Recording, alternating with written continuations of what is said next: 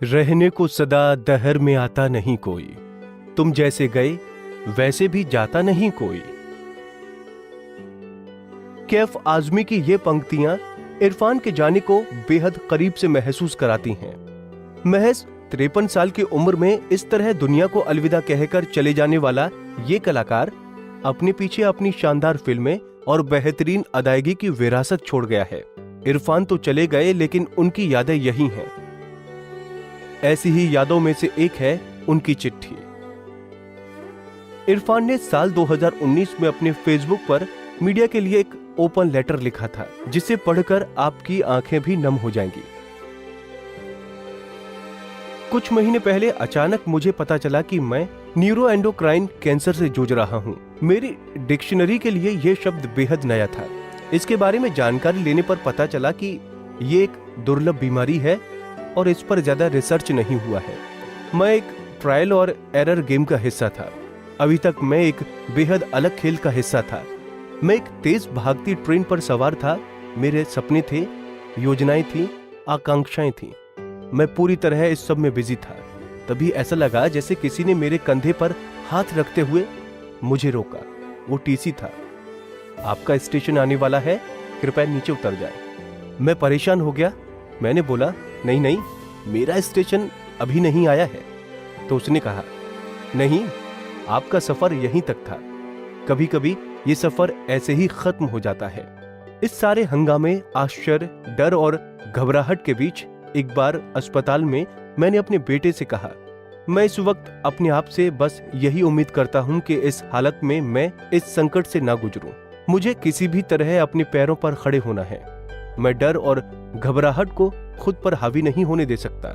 यही मेरी मंशा थी। और तभी मुझे बेइंतहा दर्द हुआ। जब मैं दर्द में थका हुआ अस्पताल में घुस रहा था, तब मुझे एहसास हुआ कि मेरा अस्पताल लॉर्ड्स स्टेडियम के ठीक सामने है।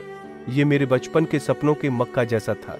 अपने दर्द के बीच मैंने मुस्कुराते हुए विवियन रिचर्ड्स का पोस्टर देखा। ऐसा कुछ नहीं हुआ मानो वो दुनिया कभी मेरी नहीं रही हो। इस हॉस्पिटल में मेरे वार्ड के ठीक ऊपर कोमा वार्ड है।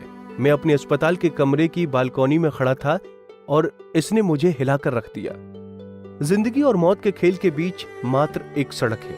एक तरफ अस्पताल, एक तरफ स्टेडियम। दुनिया में बस एक ही चीज निश्चित है, अनिश्चितता। मेरे अस्पताल के इस लोकेशन ने मुझे हिलाकर रख दिया। मैं सिर्फ अपनी ताकत को महसूस कर सकता था और अपना खेल अच्छी तरह से खेलने की कोशिश कर सकता था। इस सब ने मुझे एहसास कराया कि मुझे परिणाम के बारे में सोचे बिना ही खुद को समर्पित करना चाहिए और विश्वास करना चाहिए। ये सोचे बिना कि मैं कहां जा रहा हूं। आज से 8 महीने, आज से 4 महीने या 2 साल बाद अब चिंताओं ने बैक सीट ले ली है और अब धुंधली सी होने लगी है। पहली बार मैंने जीवन में महसूस किया कि आजादी के असली मायने क्या हैं। इस कायनात की करनी में मेरा विश्वास ही पूर्ण सत्य बन गया। उसके बाद लगा कि वो विश्वास मेरे हर सेल में बैठ गया।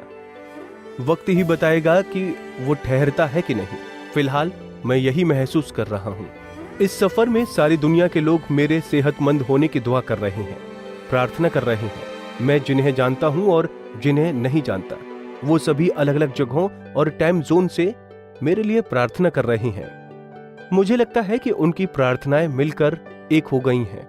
एक बड़ी शक्ति तीव्र जीवन धारा बनकर मेरे पाइन से मुझ में प्रवेश कर सिर के ऊपर कपाल से अंकुरित हो रही है। अंकुरित होकर ये कभी कली, कभी पत्ती, कभी टहनी और कभी शाखा बन जाती है। मैं खुश होकर इन्हें देखता हूँ। लोगों की सामूहिक प्रार्थना से उपजी हर टहनी, हर पत्ती, हर फूल मुझे एक नई दुनिया दिखाती है। एहसास होता है कि जरूरी नहीं कि लहरों पर ढक्कन का नियंत्रण हो, जैसे आप कुदरत के पालने में झूल रहे हो।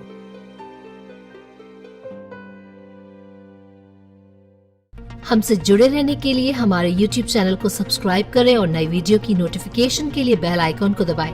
अगर आप ये वीडियो Facebook पर देख रहे हैं तो लाइक जरूर करें और ज्यादा से ज्यादा शेयर करें। धन्यवाद।